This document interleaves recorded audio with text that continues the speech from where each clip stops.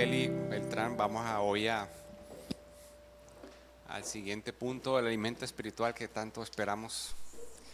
Pero vamos a orar, vamos a ponerla en manos del Señor. Oremos. Padre, Rey de Reyes, Señor, Señor de la Gloria, Señor, te damos gracias, Señor, Padre. Te damos gracias, Señor, por aquí, por nuestra hermana Luceli Beltrán, que tú has dispuesto hoy, Señor, para traer tu palabra, Padre. Te pedimos por ella, Señor, que le des toda la sabiduría e inteligencia, Señor, le des el de nuevo, Señor, le des toda la guía, Señor, la fortalezca, Señor, siempre, y que este momento a través de ella, Señor, traiga esta palabra que tanto nosotros deseamos, Señor, que cada día nosotros queremos recibir a través de todos los hermanos que has dispuesto, Señor, y hoy es a través de nuestra hermana Luceli, Padre, la ponemos en tus manos, Señor, que seas tú estando en ella, Señor, en el nombre de Jesús, amén. Gracias, Señor Padre. Bendito sea Dios, Padre de nuestro Señor Jesucristo. Hoy es día de fiesta.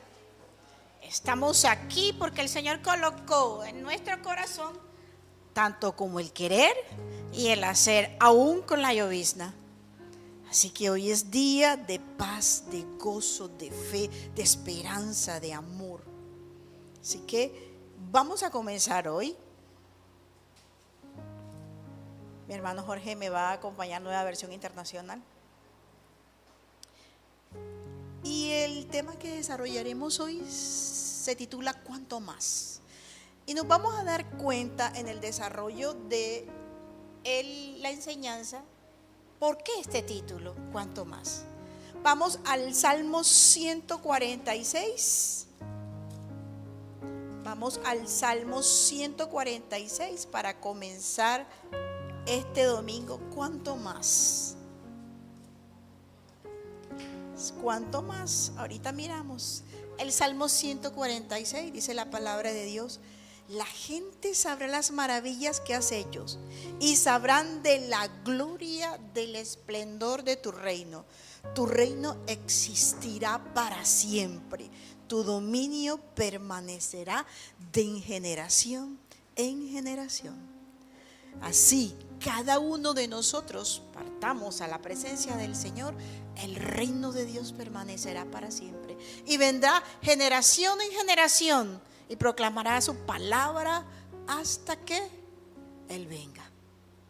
Bendito sea, Padre bueno, Padre santo, Padre misericordioso, gracias. Gracias por este remanente, gracias por CGI, Señor. Gracias por todas las iglesias que en estos momentos se reúnen, Padre, a escuchar tu palabra, Señor, a aprender de ti, a nutrirse de todo lo que está escrito, Señor, para proclamar tu palabra hasta que tú vengas, Señor. Oh Dios. Y seguimos en la carta a los Hebreos. Seguimos en la carta a los Hebreos. Hebreos 9. Hebreos 9. Hoy vamos a viajar de Hebreos 9, desde Hebreos 9.1 hasta Hebreos 14. Lo vamos a necesitar. Y seguimos con la carta de los Hebreos. Y decíamos en los sermones pasados que es una carta, una joya literaria, esta carta de Hebreos, escrita de una manera clara, escrita de una manera objetiva y sumamente estructurada. No sabemos quién fue su autor, pero está escrita en un griego exquisito. El que fue sabía, era letrado, era escriba. Ni la fecha exacta, pero se puede establecer, hay algo que sí se puede establecer, es que los destinatarios o a quienes iba dirigido en ese momento histórico era el pueblo judío cristiano. A ese pueblo judío que venía con la ley, a ese pueblo judío que venía con reglas, pero que había confiado en el Señor, que había escuchado las buenas nuevas y estaba escuchando la proclamación del Evangelio a través de Pablo y a través de todos estos apóstoles que el Señor había dejado. Ese pueblo ortodoxo que había puesto su confianza en Cristo, ya que este pueblo conocía el primer pacto, conocía las reglas, conocía todo lo que tenía que ver con las fiestas judías. A pesar de eso, había aceptado a Cristo en su corazón. Y también en la iglesia estaban los gentiles, los que tenían desventaja en cuanto a esto porque no conocían la ley. Así como nosotros, ¿verdad? Los gentiles estaban en desventaja en el momento en el que el escritor habla o hace comparaciones del antiguo pacto y de lo que Cristo trajo. Pero hay en esta carta vigencia para nosotros, ¿verdad? Nos ubicamos en un momento histórico, pero la escritura es para todos y en todo momento. Y para nosotros, al igual que aquellos primeros cristianos judíos, compartimos la tentación de que aquellas cosas que estaban en el pasado y aquellas cosas que para ellos eran ley y aquellas cosas que para nosotros eran secundarias se introduzcan y desplacen la plena confianza de Dios revelada en Jesucristo. Y es que a veces cuando llegamos al cristianismo nos olvidamos, ¿verdad?, de que nuestra confianza y nuestro enfoque es Jesús, que Jesús basta.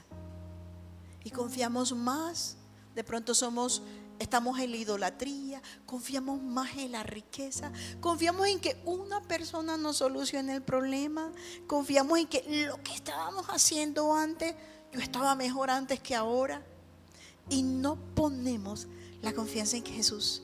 Y así le estaba pasando a esos cristianos ortodoxos que a veces perdían el rumbo y miraban atrás, pero mejor era la ley, mejor era el sacrificio de los machos cabríos, mejor era esto, ¿sí? Y no se estaban dando cuenta de que solo ese sacrificio que hizo Jesús era suficiente. Los destinatarios de Hebreos eran un pueblo que había puesto su confianza en Jesús e incluso habían soportado persecuciones por causa de la fe. Habían soportado persecuciones porque iban de un pacto a otro. Eran mal vistos, así como nos pasa a nosotros cuando pasamos y dejamos un mundo atrás o unas actitudes atrás y los demás también nos persiguen y nos miran mal. Pero ahí es cuando nosotros tenemos que tener la plena confianza de quién somos y de quién dio su vida por nosotros. ¿En qué estamos creyendo?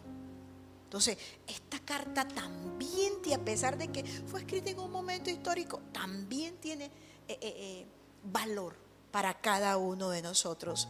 Así nosotros también hemos puesto nuestra confianza plena en Cristo como suficiente por todas las cosas.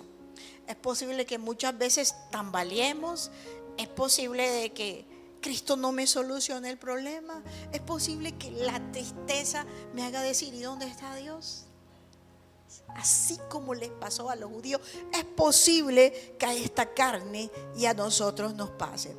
Pero esta carta hoy es un recordatorio de quién es Cristo y de no mirar atrás de lo que dejaste, atrás de la ira que dejaste, atrás del enojo, atrás del amor por el dinero que dejaste, atrás de la lengua de la mentira.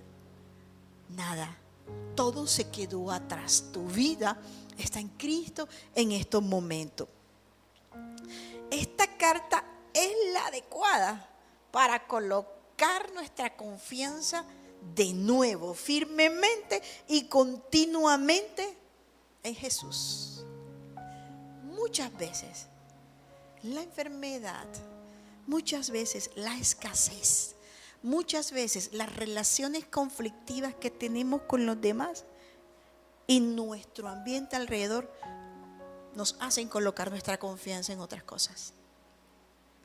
Muchas veces cuando estamos en peligro o en situaciones, vamos y buscamos otra solución antes de colocarle la situación a Jesús en las manos. Pensamos que otro sí nos puede ayudar y que el evangelio está ahí para otras cosas y no para nosotros en estos momentos. Ese es el recordatorio de hoy. Eso es el recordatorio de hoy. Que ninguna circunstancia secundaria nos aleje de Dios, que nos es revelado a través de Jesús.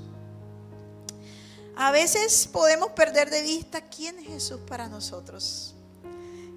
Y llenamos aquellos vacíos que tenemos por la situación que nos aborda de otra manera y con otras cosas, y no la llenamos del alimento de Cristo. Y es ahí donde el Señor nos recuerda a través de esta carta que nuestra confianza tiene que ser siempre en Cristo Jesús, con la ayuda del Espíritu Santo. Hoy vamos a ver una explicación histórica. Vamos al capítulo 9 de Hebreo. Voy a leer los primeros versículos. Y vamos a ver una ilustración. Y en esa ilustración vamos a ver una explicación. En efecto, ahora bien, el primer pacto tenía sus normas para el culto y un santuario terrenal.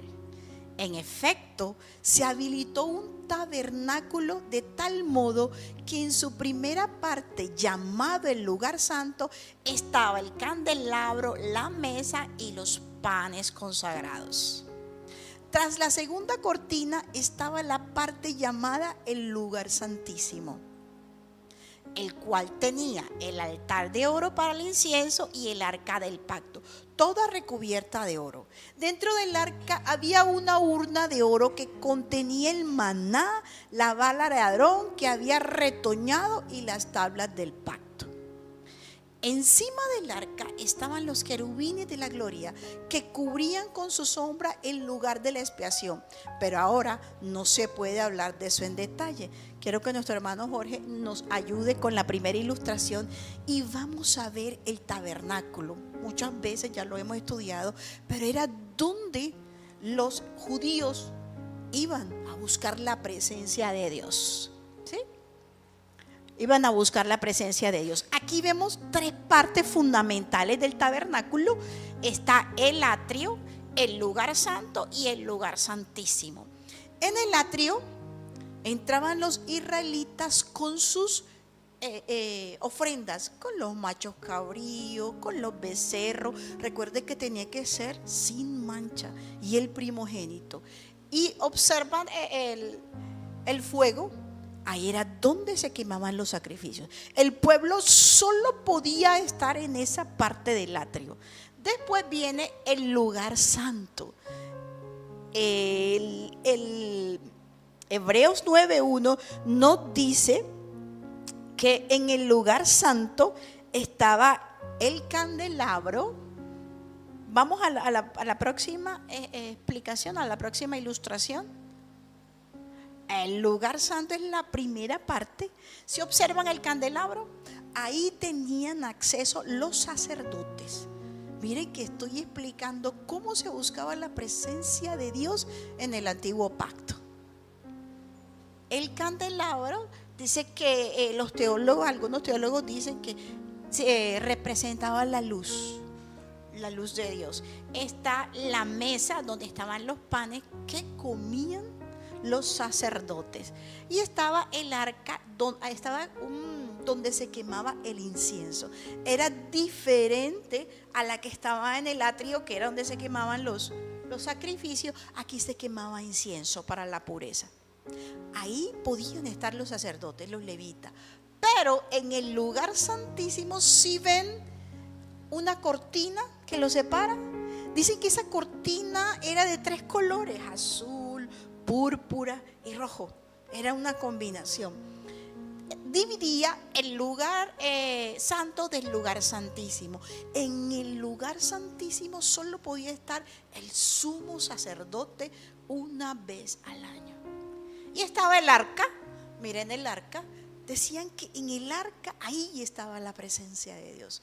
En el antiguo pacto los israelitas iban y el sumo sacerdote ofrecía esa sangre por los pecados de él y de todo el pueblo. El arca tenía 2 querubines y estaba recubierta de oro. Y dentro del arca se encontraba la tabla de los mandamientos, la vara de Aarón que decía que reverdecía así, y estaba el maná. allí se buscaba la presencia de Dios. Se necesitaba un sumo sacerdote cada año, cada año. Y si vamos al versículo 11, mi querido hermano Jorge, después del escritor de Hebreos hace toda esta descripción. En esta versión tenemos Cristo por el contrario. En otras versiones dice, pero Cristo por el contrario, al presentarse como sumo sacerdote, aquello era sombra de lo que hoy nos arropa, de lo que hoy creemos, de ese nuevo pacto. La otra versión dice, pero Cristo, como diciendo, sí, eso se dio, se tenía que dar. Ese pueblo rebelde tenía que aprender. Esas eran las normas, esa era la sombra de lo que había que venir. Pero por el contrario, pero eso se quedó ahí, pero ahí hay otra cosa.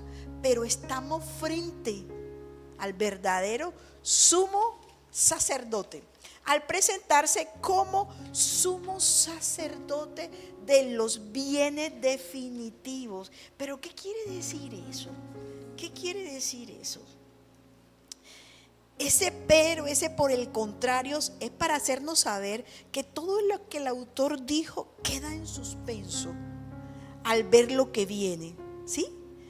No nos quedamos ahí en el Antiguo Testamento, ¿cierto? Pero Cristo, al presentarse como sumo sacerdote de los bienes definitivos, y cuando hablo de los bienes definitivos, ¿de qué hablamos? ¿De qué hablamos? Hablamos de la vida eterna. Hablamos de esa redención, hablamos de esa salvación. No hablamos de los ritos, no hablamos de ese sumo sacerdote. Inclusive dice la Escritura que si ese sumo sacerdote no estaba completamente limpio, lo sacaban muerto de ahí, ¿cierto? Lo tenían que alar si moría. Ahora no hay necesidad de eso. Por el contrario, Cristo, al presentarse como sumo sacerdote de los bienes definitivos, ¿verdad? Muestra a Cristo como un sumo sacerdote. Ese sumo sacerdote diferente al que estaba en el lugar santísimo, ¿verdad? Bienes definitivos. Dice que todo lo bueno que Dios quiere para la humanidad culmina en Cristo. Dice bienes definitivos, esas dos palabras, ¿verdad? Bienes definitivos. Todo lo que Cristo quiere para la humanidad comienza y culmina en Cristo. La vida eterna, eso es lo que nos demuestra, la vida eterna a través de Jesús. Dice, en el tabernáculo más excelente y perfecto. ¿Se dieron cuenta del tabernáculo que se colocamos en la ilustración? Y dice la Escritura que Dios le dio a Moisés hasta las medidas de todas las cortinas y de la carpa, y de qué elementos se debían hacer de oro y cómo se debían colocar todos los instrumentos.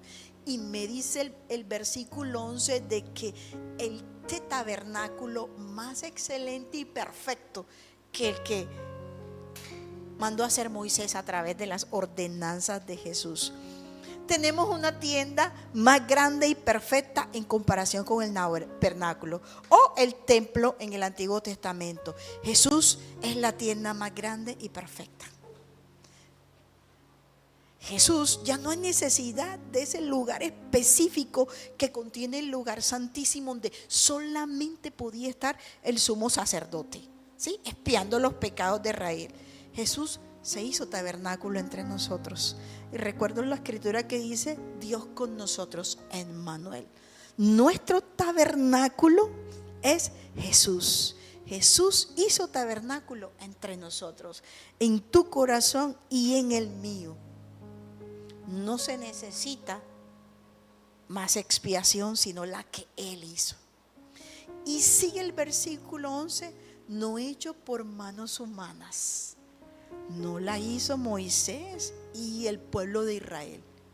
Cristo la construyó con su sangre. Es decir, que no es de esta creación. Es decir, que no es humano ese tabernáculo. Es decir, que ese tabernáculo es espiritual. Y ahora que estamos estudiando la teología de Karl Barth, que es la teología de nuestra congregación, donde él dice que Dios está por encima de todo. Ni las explicaciones humanas, ni la filosofía, ni la apologética, ni nada que se vea puede describir la naturaleza y la esencia de Dios, porque Dios solo se conoce a sí mismo, porque Dios es único, porque Dios tiene el amor y la libertad y es libre para amar. Así que nada de lo que nosotros hagamos con nuestras manos, con nuestro pensamiento, con nuestra habilidad, inteligencia, capacidad, llámela como usted quiera, nunca está por encima de la divinidad, del reinado, de la sabiduría que contiene Dios en Dios mismo. Así que por eso esta explicación no es de esta creación. Ese tabernáculo no se parece al que vimos ahí, es perfecto. Es perfecto. Jesús ha asegurado nuestra reconciliación con el Padre Celestial. La única manera de llegar al Padre es a través de Jesús. Él se aseguró de que eso fuera así. Se sacrificó una vez y para siempre. Ya el tabernáculo no se necesita. Ya el tabernáculo, ese sacrificio anual ya no se hace. Él lo hizo una vez y para siempre. Te salvó y estás salvo, ¿verdad? Hizo lo tuyo, hizo lo suyo para ti, para que tú aceptaras ese regalo hermoso. Ahora te toca a ti cuidar esa salvación con temor y con temblor. A diferencia del sumo sacerdote que lo hacía año tras año para ofrecer la sangre de machos, cabríos, becerros, Jesús se ofrece una sola vez como ofrenda. Y a través de esa sola vez y única obtienes eterna redención. Ya no hay necesidad de otro sacrificio ni de ningún sacrificio. De una vez y para siempre. Vamos con el versículo 12.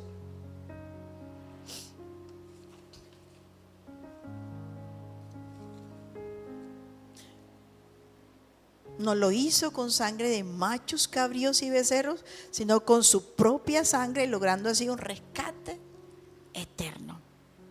El 13. La sangre de machos cabríos y de toros y las cenizas de una novilla rociada sobre una persona impura la santifica de modo que quedan limpias por fuera. Dice el Antiguo Testamento que el sumo sacerdote entraba, ¿verdad?, a rociar la sangre. ¿Sí? Rociaba la sangre y que esa sangre que era combinada con cenizas dejaba puro a las personas, pero de una manera externa. Dice, limpias por fuera. Pero ese sacrificio que hizo Dios nos deja limpios por fuera y por dentro. Es un sacrificio completo. Es una confianza de que Él va a estar con nosotros. Y aquí miramos esa confianza que no es comparable, pero podemos hacer alusión a ella. Esa confianza que tuvo Ruth cuando le dijo a Noemi, ¿verdad? Yo estaré contigo, tu Dios será mi Dios y tu pueblo será mi pueblo. Ella confió plena y no conoció al Dios de Noemi a través de Noemi. A través de la vida de Noemi lo conoció, porque ella no era cristiana. Y en un moabita. Y en un momento le dijo, yo me quedo contigo. Donde tú estés, yo estaré. Y tu Dios será mi Dios. Qué fidelidad. A pesar de que no es comparable, podemos traer ese ejemplo a la fidelidad de nuestro Dios. De que nunca nos va a desamparar. De que se dio Él en vez de los machos cabríos, en vez de ser anualmente, en vez de ser los becerros, se dio Él para que tú y yo vivamos una vida amorosa y libre, una vida de perdón, una vida de amor, una vida de misericordia.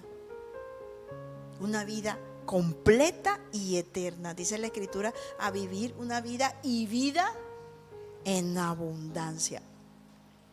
El versículo 14, Jorge. Si esto es así, cuánto más la sangre de Cristo, quien por medio del Espíritu eterno se ofreció sin mancha a Dios. Si esa sangre de los machos cabríos y de los becerros era un símbolo para perdonar pecados, y el pueblo creía, y el pueblo después de este rito se sentía perdonado, se sentía absuelto, se sentía limpio frente al Señor. Era solo un rito de una manera material, de una manera hecha con manos, de un sitio donde alguien lo había hecho, de una persona que se había purificado para presentarse a la presencia de Dios purificado y para que te purificaran a ti. Habían intermedios para que la presencia de Dios llegara a ti, ¿sí?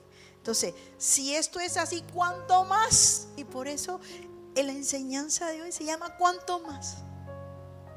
¿Cuánto más Dios todo a través de Jesús, para que tú te sientas hoy limpio, para que tú te sientas perdonado, para que tú te sientas amado, para que tú te sientas dispuesto a proclamar su palabra y dispuesto a decir, heme aquí, aún en la adversidad, heme aquí.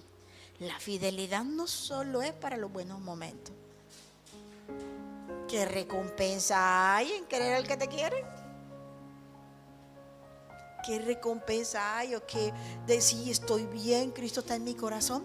Pero cuando llega la adversidad, cuando llega la enfermedad, cuando llega la tormenta, cuando llega la escasez, cuando llegan los divorcios, cuando llegan los conflictos familiares, cuando llegan las partidas. Ruth se quedó con Noemi a pesar de que Noemi estaba amargada. Ruth quiso a Noemi, quiso a ese Dios, aunque ella estaba amargada, porque había perdido a su esposo y a sus hijos, estaba sola. Y aún así, Ruth le dice, yo no te dejaré, donde tú vayas, yo iré. Y tu Dios será tu pueblo será mi pueblo, y tu Dios será mi Dios. Si será que nosotros, como hijos de Dios, aún en estas situaciones, heme aquí, Señor, envíame a mí. La fidelidad estará ahí. Pues Dios siempre es fiel, los infieles somos nosotros. Pero hoy tenemos una buena noticia, Él nunca nos va a dejar al sol.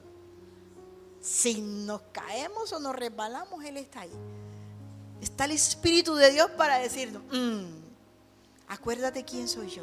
Acuérdate que di mi vida por ti. Acuérdate que para mí tú sí eres valioso. Acuérdate que yo te amo. Acuérdate que sí puedes hacer todo lo que has proyectado si lo has puesto en mis manos. Acuérdate que sí puedes seguir viviendo. Acuérdate que sí hay una esperanza, y una esperanza hermosa de vida eterna.